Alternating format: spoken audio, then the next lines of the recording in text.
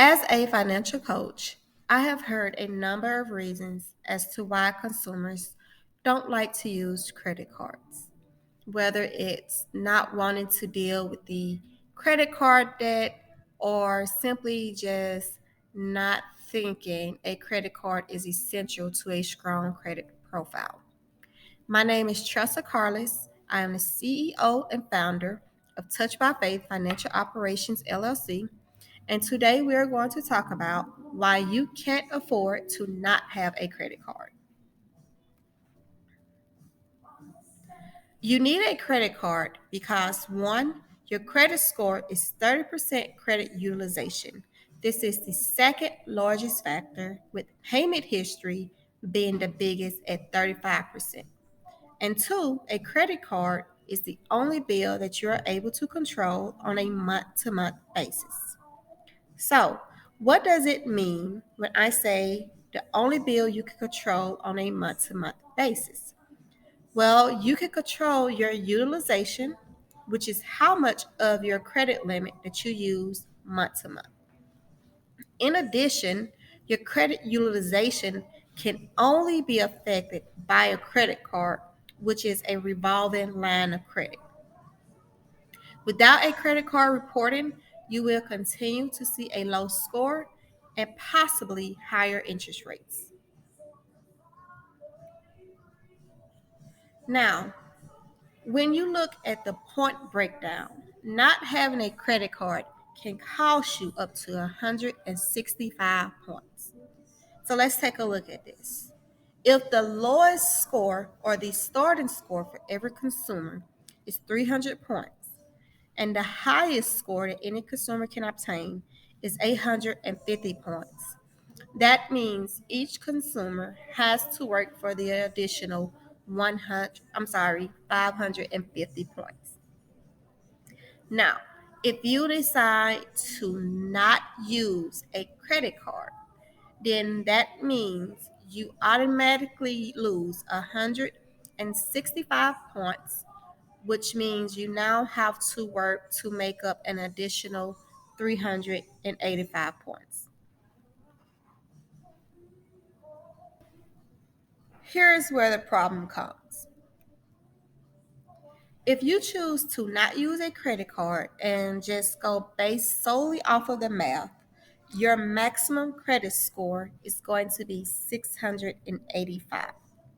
That's the 300 points every consumer starts off with, or the lowest possible score, plus an additional 385, which is going to be the maximum points you can obtain without a credit card. What this means is that without a credit card, you would never be able to make it to the 7 or even the 800 club. So, as you can see, not having a credit card is really going to harm your chances of getting over that threshold into the 7 or even the 800 club, where those interest rates are really ideal for every consumer. Another problem when it comes to not having a credit card is that your credit card would also affect your credit mix or your credit type. Your credit mix is going to be another 10% of your credit score, or 55 credit points. And without a credit card, you would not receive all of those points. So let's assume that having a credit card is worth 20 points in this category. Without one, you would lose those points. So instead of having a maximum score of 685, we are now looking at a maximum score of 665. Now, keep in mind that this is considering that you don't have any other negative items, such as late payments, bankruptcies, judgments, collections, or charge offs, and that you do have positive accounts, such as a short term loan, such as a car loan or a personal loan, and a mortgage, which is a long term loan.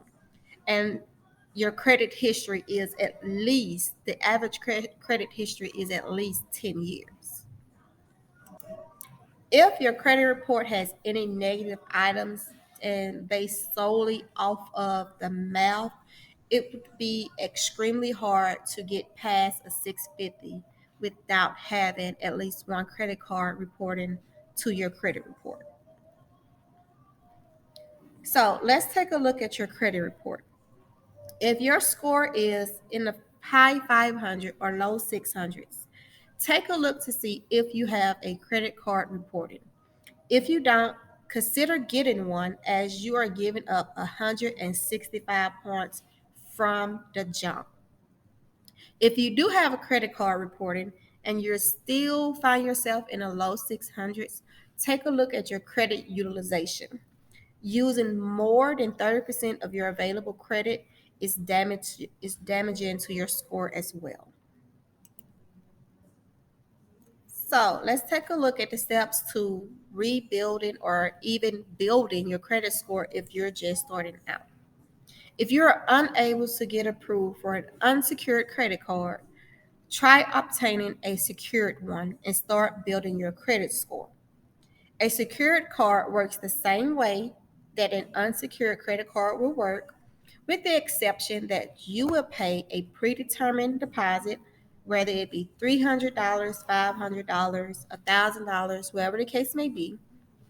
The amount that you pay will then become your credit limit. Most companies will automatically switch you over to an unsecured credit card with a potential higher credit limit after you have shown 6 months of on time payments. In addition, if you are in the market to buy a home, most mortgage lenders will not approve a mortgage to you if you do not have a credit card reporting, and this is because they want to see that you are able to handle different types of credit. So it's important to ensure that you have active positive credit cards reporting to your credit report. Even if you have a account that's in collections or charged off for a credit card, you still want to make sure you have an active and open card that's reporting. The only way to control the credit utilization factor of your credit report is to have a card that is open, that is actively being reported to the credit bureaus. This is going to be one of the first things that lenders look for, to make sure that you have an active revolving credit card on your report. And again, most of your mortgage lenders will not approve you for a loan if you do not have a credit card on your report for reporting for at least 6 months. The key to credit cards is to use them as a tool and invest in your future to build and maintain your credit score. You don't want to close credit cards as this is going to affect both your credit utilization as well as your credit history, which is another 15% of your credit score. An easy way to do this is to have a cushion account. A cushion account is a credit card that you will use only for certain things or at certain stores. So, say for example, you have a credit card with a limit of $300. Only use that card for getting gas and immediately pay that card off. Now we're going to take a look at how you should pay your credit card off for maximum credit effectiveness. Your credit card statement is going to have two very important dates. The first date is going to be your statement date. This is the day that the credit card company will report your utilization, transactions, and any payments that you made to the credit bureaus. The second date is going to be the due date. This is the date that you must make at least the minimum amount due on your credit card to avoid late fees, which is normally anywhere between $25 or $35.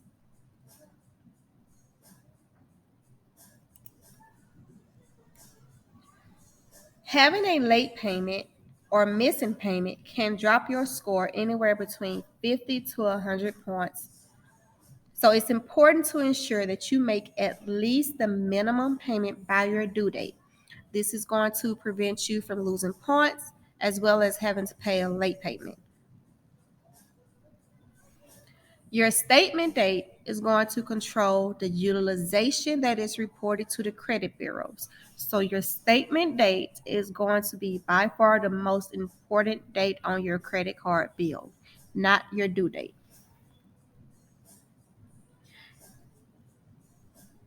So in order to control the utilization that's reported to the credit bureaus, what you're going to do is pay down the balance of your credit card before your statement date. You're going to look at your credit card statement and pay down the balance before your statement date.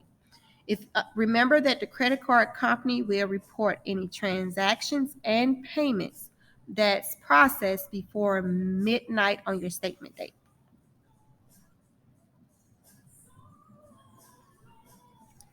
Depending on the company, the statement date may be referred to as the opening or closing date.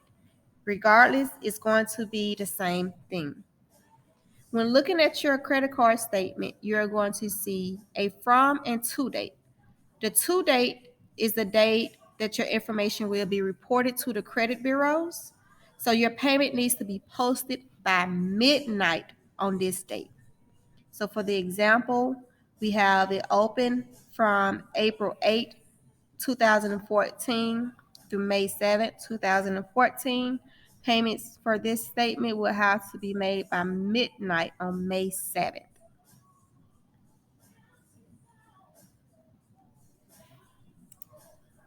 If you pay the remaining balance before the due date, you avoid paying any interest on the balance that's being carried over. So if you are able to pay half of your credit card bill or more than half of your credit card bill before the statement due date and pay the remaining amount before your due date, you gain extra points in your credit score. So you get to boost your credit score. And you also are saving money because now you're reporting, well, not reported, but now you have a $0 balance by the due date, and $0 times whatever your interest rate is still $0. So if you pay the remaining amount before your due date, that's how you avoid paying additional fees and interest. When you're building your credit, the goal for credit utilization should be between 10 to 20%. Even though your credit utilization is 30% of your credit score, that is too high for you to have. So if you are building or rebuilding your credit score, you want to aim for 10 to 20%. Prime credit card users maintain a credit utilization of 1 to 3%, but always keep it under 10%. Key takeaways for today. Remember, credit utilization is the second highest factor on your credit score. 30%, that's going to affect 30% of your credit score or 165 points. Your credit utilization can only be manipulated or controlled with the use of a credit card. Um, that's considered to be a revolving line of credit. Again, that's the only thing. Your credit utilization can only be affected by your use of a credit card. Not having a credit card means that you're automatically losing 165 points, not to mention the points that you would lose for your credit mix. And if you are in the housing market, if you're looking to purchase a home, especially within the next 6 to 12 months, mortgage lenders want to see that you can handle a mix of credit types. So they are looking for credit cards, they are looking for installment loans, whether that be a car loan, a personal loan, even a student loan. They are looking to make sure that you are able to handle different types of credit before they approve for a mortgage loan, which is a long term installment loan. Again, my name is Tressa Carlos. I am the CEO and founder of Touch by Faith Financial Operations LLC.